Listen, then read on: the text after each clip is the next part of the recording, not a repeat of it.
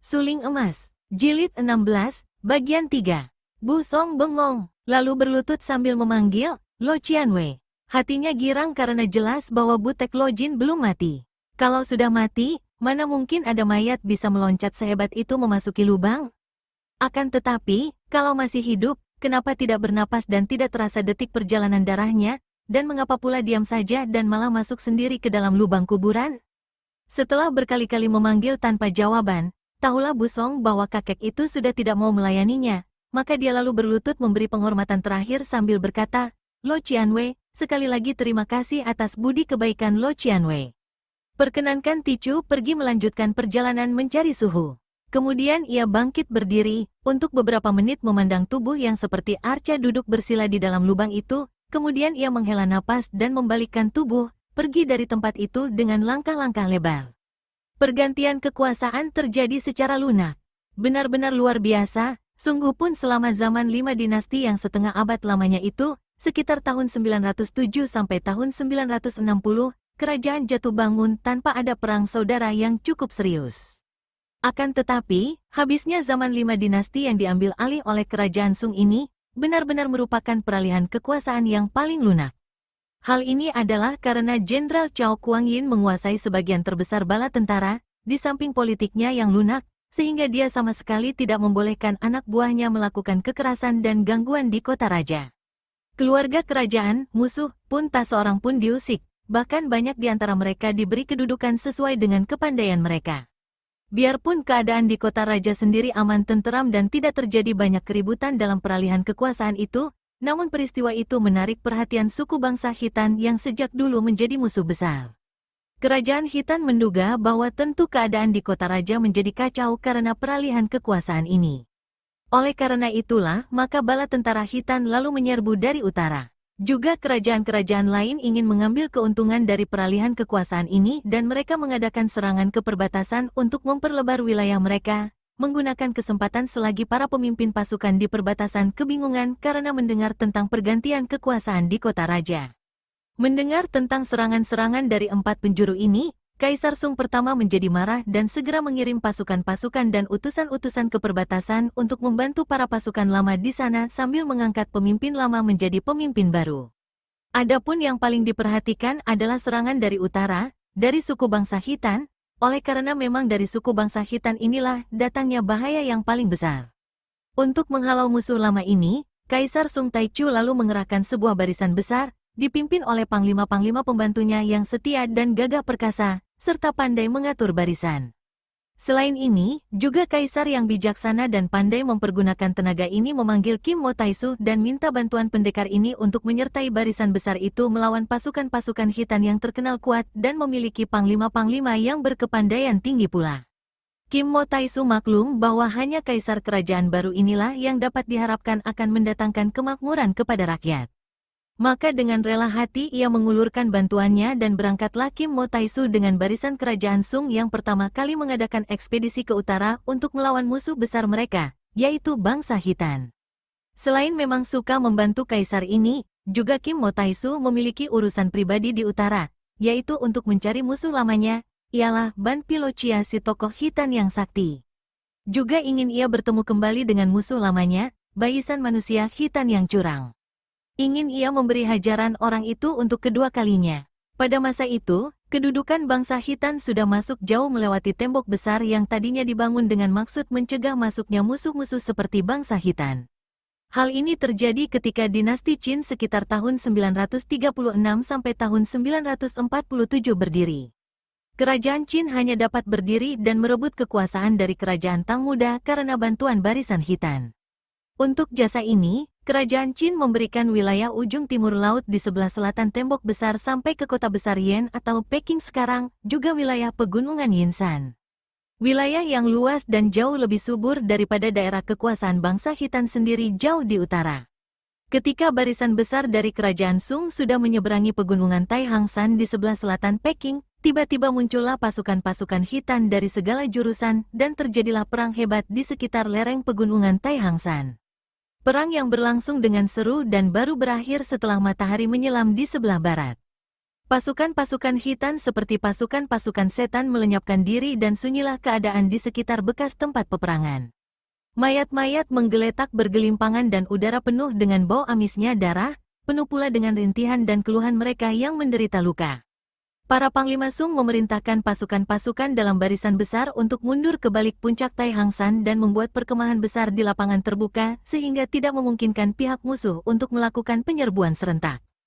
Bendera besar kerajaan Sung dipasang di tengah-tengah perkemahan, dikelilingi oleh bendera-bendera para panglima yang memimpin barisan itu. Dalam perang ini, Kim Mo Taisu tidak ikut maju karena pendekar ini melihat betapa di pihak Hitan juga tidak ada tokoh bukan tentara yang ikut perang. Ikut sertanya dalam barisan itu adalah untuk menandingi orang-orang sakti seperti Ban Pilocia.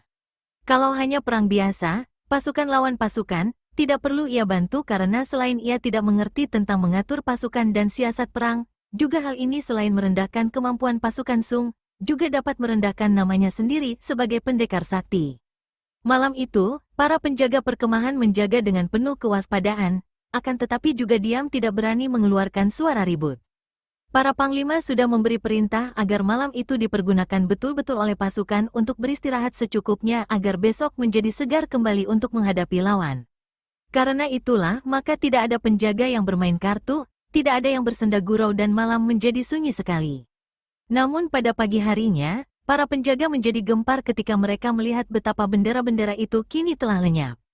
Di atas tiang bendera yang tengah, yang paling tinggi, tampak sebuah benda kecil bergantung. Dalam keadaan terjaga keras dan rapat, ada orang dapat menyelundup masuk ke dalam perkemahan sudah merupakan hal aneh. Akan tetapi, kalau orang itu dapat mengambil semua bendera lalu meninggalkan sesuatu di puncak tiang tanpa merobohkan tiang-tiang bendera, benar-benar merupakan hal yang amat luar biasa. Beberapa orang penjaga hendak menurunkan tiang untuk mengambil benda yang tergantung di atas, akan tetapi komandan jaga melarangnya. Jangan sentuh. Biar kita melapor ke dalam agar Panglima menyaksikan sendiri hal ini. Siap saja untuk menerima teguran, mungkin hukuman. Dengan muka pucat dan lesu, komandan jaga lalu menghadap para Panglima yang juga sudah bangun karena mendengar suara ribut-ribut di luar. 4 orang Panglima yang memimpin barisan itu berlari-lari keluar. Semalam mereka semua dalam barisan, dari prajurit sampai Panglima, tidak ada yang menanggalkan pakaian seragam dan selalu berdekatan dengan senjata. 4 orang panglima itu masih dalam pakaian dinas, hanya muka dan rambut mereka kusut karena begitu bangun tidur mereka berhamburan keluar. Mereka berhenti di luar tenda untuk menerima pelaporan komandan jaga yang melapor dengan suara gemetar, menceritakan betapa keras dan ketat mereka melakukan penjagaan semalam. Namun ternyata pagi hari itu semua bendera lenyap dan sebagai gantinya di ujung tiang tengah yang paling tinggi terdapat sebuah benda kecil tergantung di atas. Pada saat itu, Kim Mo Taisu dengan tenang juga sudah datang ke tempat itu. 4 orang panglima itu saling pandang dengan kening berkerut, lalu memberi perintah untuk mencatat semua prajurit dan komandannya yang bertugas jaga malam itu untuk dihukum kelak kalau memang mereka bersalah dan lalai.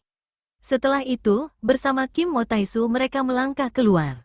Para prajurit yang tadinya ribut-ribut kini semua terdiam melihat munculnya 4 orang panglima.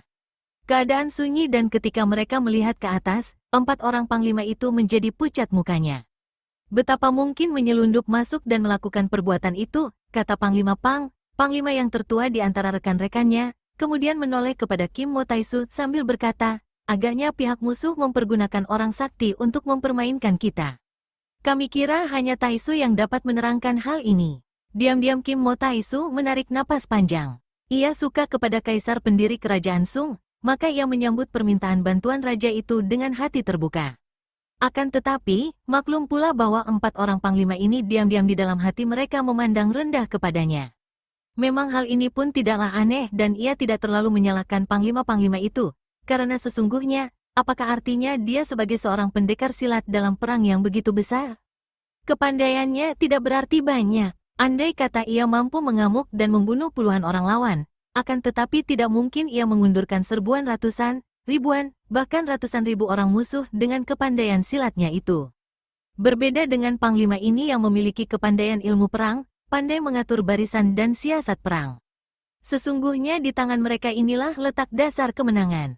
Andai kata dia disuruh memimpin 100.000 orang prajurit dan disuruh melawan perang panglima yang pandai yang hanya mempunyai 50.000 orang prajurit, belum tentu dia dapat mencapai kemenangan. Ilmunya hanya berguna untuk pertandingan perorangan, namun hampir tidak ada gunanya dalam perang antara ratusan ribu orang itu.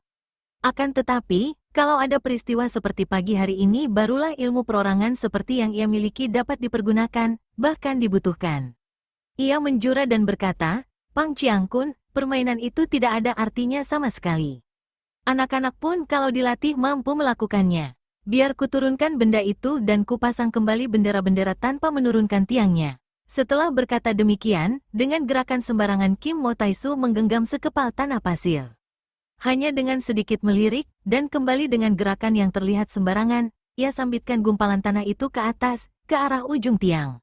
Tiang bendera itu tingginya 10 meter lebih, dan agaknya bagi orang biasa takkan mungkin menimpuk jatuh benda yang berada di tempat setinggi itu hanya menggunakan tanah pasir. Akan tetapi, Kim Mo Taisu bukanlah orang biasa. Begitu sinar hitam berkelebat ke atas, benda yang tergantung di puncak tiang itu pun melayang jatuh, disambut sorak-sorai para prajurit yang mengagumi kehebatan Kim Mo Taisu. Pang Chiangkun mengambil benda itu yang ternyata hanyalah surat bersampul kuning. Ketika ia melihat huruf-huruf yang tertulis di luar sampul, ia berseru heran. Hai, kiranya sebuah surat ditujukan kepada Taisu. Dengan hati heran akan tetapi sikapnya tenang, Kim Mo Taisu menerima sampul kuning itu dan membacanya. Benar saja, huruf-huruf indah menghias sampul itu dan ditujukan kepadanya. Ia segera mengeluarkan suratnya dan membaca. Kiranya terisi surat tantangan dari Kong Lo Seng Jin. Sungguh hal yang tak tersangka-sangka. Dia mencari-cari Kong Lo Seng Jin kemana-mana. Kiranya malah kakek lumpuh itu kini berada di sini dan mengajukan surat tantangan kepadanya.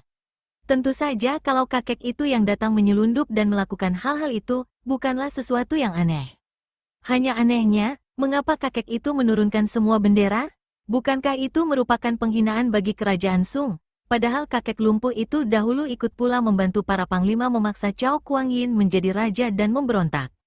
Mungkin untuk memamerkan kepandaian saja? Saking girang hatinya akan bertemu dengan kakek yang hendak dimintai pertanggungan jawabnya tentang pembunuhan terhadap istrinya, tanpa disadarinya Kim Mo Taisu bergelak, lalu berkata, harap diambilkan bendera-bendera baru, biar kupasangkan di tempatnya. Di dalam hatinya sama sekali tidak terkandung niatnya untuk memamerkan kepandaian, melainkan hanya untuk menandingi perbuatan Kong Lo Seng Jin dan di samping itu juga untuk membesarkan hati barisan. Bukankah ia ditugaskan menyertai barisan itu untuk melawan pihak musuh kalau menggunakan tenaga orang sakti? Ketika 5 buah bendera itu dibawa keluar oleh petugas dan diterima Panglima Pang lalu diberikan kepadanya, Kim Mo Taisu lalu mengayun tubuhnya ke atas. Memang sepandai-pandainya manusia, tak mungkin ia mampu terbang tanpa sayap, maka loncatan Kim Mo Taisu pun tidak dapat mencapai puncak tiang yang tingginya belasan meter itu. Namun dengan tangan menyambar tiang, ia dapat menggunakan tenaga tangannya untuk menekan tiang dan tubuhnya mencelat lagi ke atas. Dengan cara ini, akhirnya tubuhnya mencapai ujung tiang, kedua tangannya memasangkan bendera kerajaan Sung. Jauh di bawahnya, para prajurit bertepuk-tepuk tangan memuji tiada hentinya. Memang, apa yang dilakukan oleh Kim Mo Taisu itu adalah pertunjukan hebat yang takkan mudah dilakukan oleh orang lain. Hanya seorang sakti yang sudah memiliki LW-kang tinggi saja akan mampu melakukan hal ini. Selesai mengikatkan bendera di ujung tiang sehingga bendera itu berkibar tertiup angin pagi, Kim Mo Taisu menggunakan tenaga loncatan dengan menekan ujung tiang untuk meloncat ke tiang lain yang lebih rendah. Berturut-turut ia memasangkan bendera-bendera tanda pangkat para panglima pada 4 batang tiang itu dengan cara berloncatan sehingga dalam waktu singkat saja 5 helai bendera itu sudah berada di tempatnya, menggantikan bendera-bendera yang hilang, berkibar megah. Kim Mo Taisu dengan gerak layang yang amat indah dan ringan meloncat turun dari atas tiang terakhir dan hinggap di atas tanah tanpa menimbulkan sedikit pun suara maupun debu. Kembali sorak-sorai menyambutnya. Pang Chiangkun, surat ini adalah surat tantangan dari seorang musuh besar saya.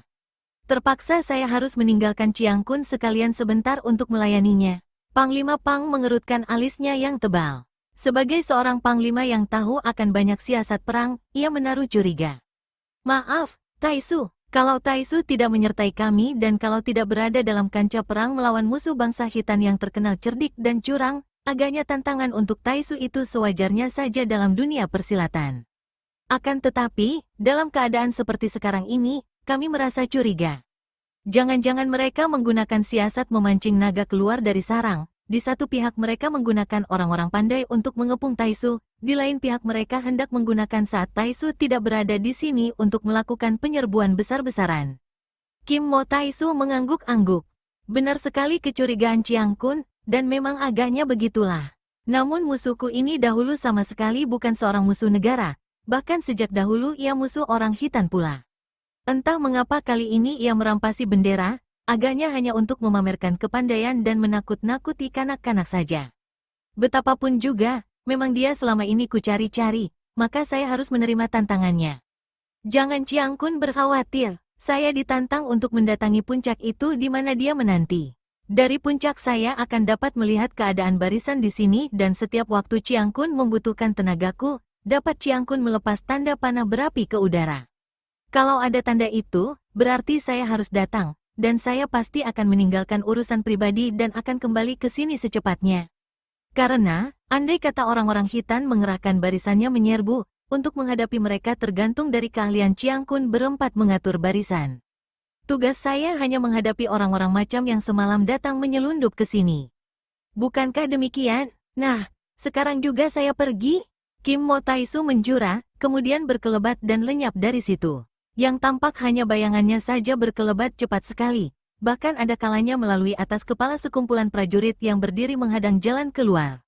Semua orang kagum dan untuk beberapa lamanya mereka memandang ke arah puncak gunung yang berada tidak jauh dari tempat perkemahan itu.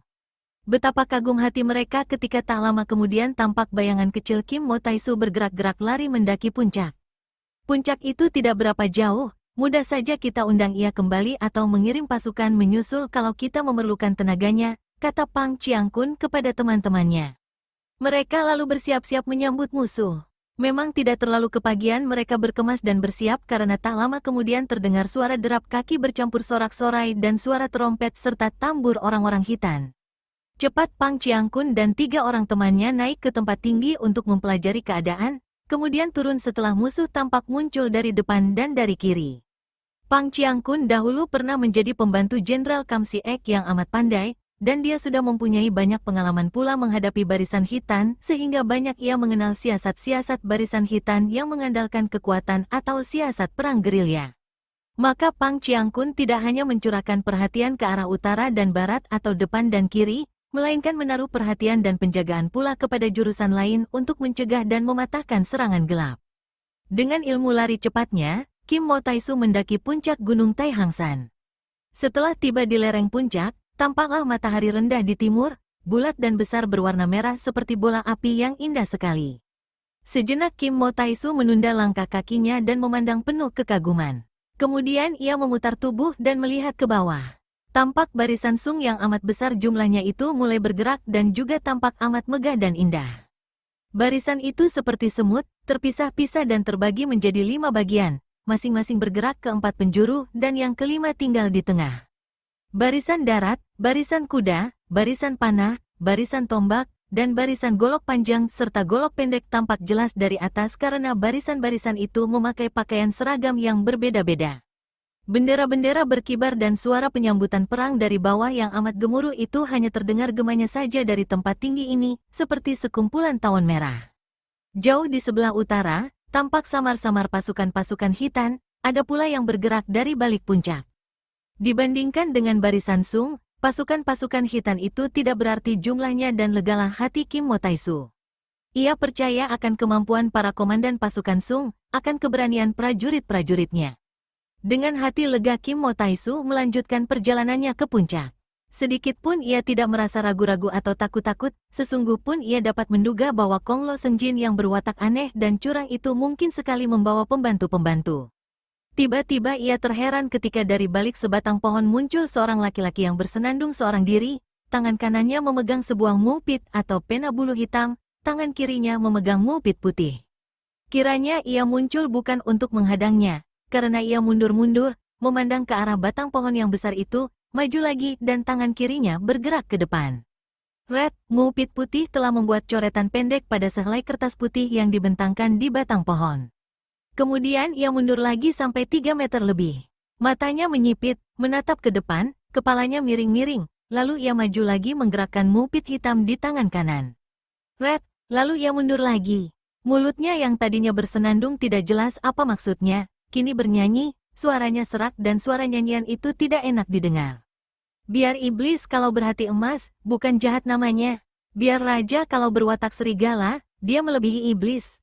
Biar serigala kalau banyak dan mengandalkan pengeroyokan, seekor harimau pun bisa mengalami bencana.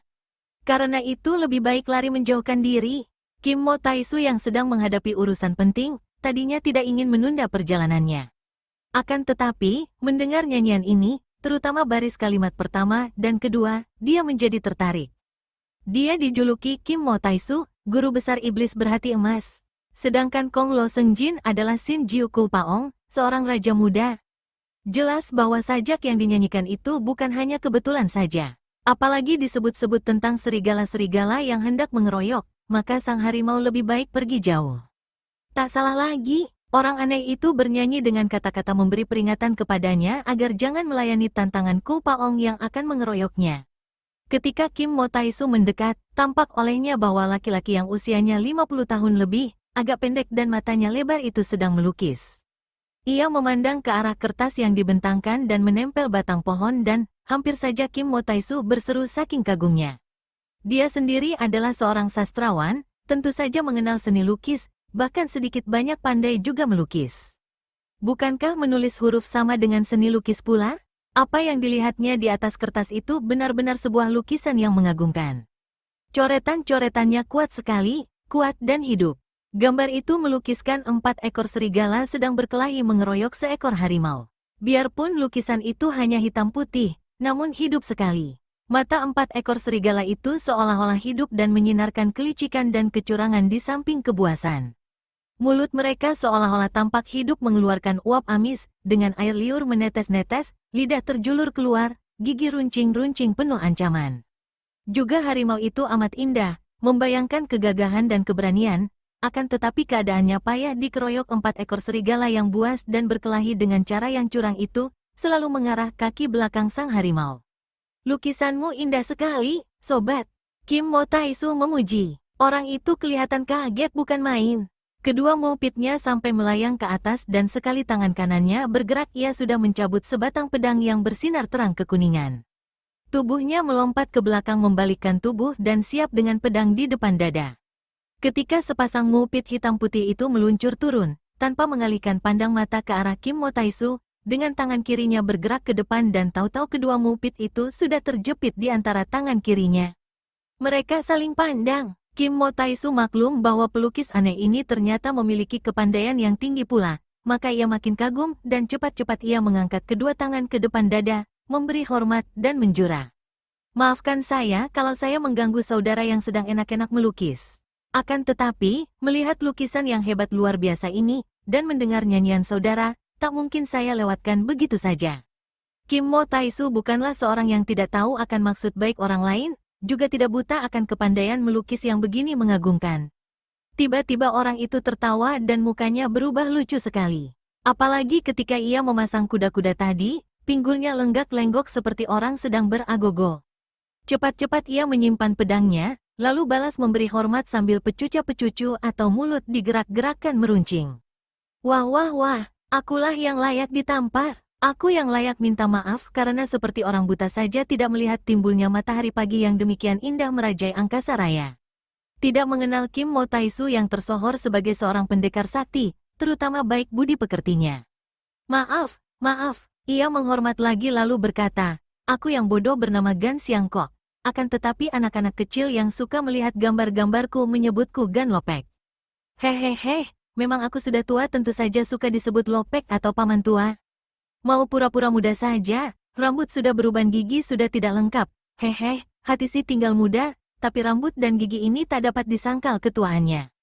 Hahaha, Kim Mo Taisu tersenyum. Orang ini biarpun aneh, wataknya terbuka dan mempunyai pandangan luas dan selalu gembira. Agaknya memandang dunia dengan hati terbuka dan dari sudut yang mengandung kelucuan. Memang kalau orang berpemandangan awas dan berhati terbuka, di dunia ini banyak sekali terdapat hal-hal yang membuat hati menjadi geli, seperti melihat badut-badut berlaga di atas panggung. Melihat betapa di dalam kehidupan manusia sehari-hari, selalu manusia tunduk kepada kepalsuan yang disebut kebiasaan umum. Kekeliruan-kekeliruan dan penyelewengan-penyelewengan yang tidak dianggap salah lagi karena orang banyak, bahkan semua orang melakukannya. Kepalsuan yang kadang-kadang disebut kesopanan, disebut kebiasaan umum, disebut peraturan dan bahkan disebut hukum. Alangkah lucunya manusia-manusia yang berselimut segala yang baik-baik itu membiarkan diri berlagak seperti badut-badut berkedok kepalsuan. Tentu saja hal ini tidak akan tampak oleh manusia sesama badut. Hanya orang yang sudah sadar saja yang akan dapat menjadi penonton. Orang-orang yang masih mabuk dan belum sadar, mabuk keduniaan, akan terseret dan ikut main di atas panggung menjadi badut-badut, dan bahkan saling berlomba memperebutkan kejuaraan badut paling lucu. Kalau begitu, biarpun selisih usia kita tidaklah terlalu banyak, aku yang lebih muda akan menyebutmu Gan Lopek juga. Hehehe, itu yang paling baik. Merupakan kehormatan besar sekali mempunyai keponakan seorang berwatak pendeta dan bertubuh pendekar yang harus disebut Taisu atau guru besar oleh paman tuanya. Haha, Gan Lopek, harap sudahi main-main ini. Tidak perlu kiranya kau berpura-pura lagi bahwa yang kau nyanyikan dan yang kau lukis ini kebetulan saja menyangkut diriku. Terima kasih atas peringatanmu bahwa di atas sana menanti musuh-musuhku yang berjumlah banyak hendak mengeroyokku. Akan tetapi, agaknya kau lupa bahwa seekor harimau tidak pernah mengenal takut. Nah, aku pun tidak takut karena aku berbekal kebenaran. Sekali lagi terima kasih dan selamat berpisah, Gan Lopek. Setelah memberi hormat lagi, Kim Mo Taisu melanjutkan perjalanannya. Gan Lopek melanjutkan coret-coretnya, mulutnya mengomel, cari mati, cari mati. Ketika kemudian Kim Mo Taisu menengok, ia melihat betapa Gan Lopek yang aneh dan lucu itu telah mencoret-coret gambarnya sehingga gambar yang indah itu berubah menjadi hitam semua, seperti seorang kanak-kanak yang ngambek dan sengaja merusak lukisan itu untuk melampiaskan kekecewaan dan kedongkolan. Kim Mo Taisu tersenyum, mengangkat kedua pundak, lalu melanjutkan perjalanannya mendaki puncak. Di atas puncak Tai Hang San itu terdapat bagian yang rata dan ditumbuhi rumput hijau. Tempat itu cukup luas dan pemandangan dari puncak itu ke bawah amatlah indahnya. Kim Mo Taisu melihat ke bawah dan tampak pemandangan luar biasa karena kini, semut-semut, di bawah itu sudah mulai berperang. Tiba-tiba dari belakang pohon-pohon di sekitar lapangan itu muncul 4 orang yang bergerak cepat menghampirinya. Paling depan ia mengenal Kong Lo Seng Jin yang berjalan di atas kedua tongkatnya. Akan tetapi, alangkah kaget, heran dan juga girangnya ketika melihat bahwa orang kedua adalah Ban Pilocia. Tanpa ia cari-cari kini musuh-musuh besarnya telah berkumpul sehingga mudah baginya untuk segera menyelesaikan perhitungan lama. Dasar seorang yang berwatak pendekar, Kim Mo Taisu hanya teringat akan keuntungan perjumpaan ini, sama sekali tidak ingat bahwa Kong Lo Seng Jin dan Ban Pilocia menjadi satu merupakan lawan yang bukan main beratnya, belum lagi ditambah 2 orang yang berada di belakang mereka. Adapun 2 orang itu juga bukan orang sembarangan, karena yang satu adalah Po Kai Ong, si raja pengemis yang jahat dan licik, memiliki kepandaian yang aneh sekali. Orang kedua adalah Lau Kiat, murid Ban Pilocia yang tentu saja tinggi ilmunya, dan semenjak terakhir mengeroyoknya, tentu kini telah bertambah ilmunya. Akan tetapi, Kim Mo Taisu sama sekali tidak merasa gentar. Memang harus ia akui bahwa bersatunya Kong Lo Seng Jin dengan Ban Pilocia merupakan hal yang tidak ia sangka-sangka dan memang kedua orang itu ditambah Po Kai Ong dan Lau Kiat merupakan lawan yang berat sekali, jauh lebih berat ketika ia dikeroyok oleh Ban Pilocia, Po Kai Ong, dan Ma Tai Kun dahulu. Namun selama belasan tahun ini pun ilmunya sendiri sudah mendapat kemajuan pesat.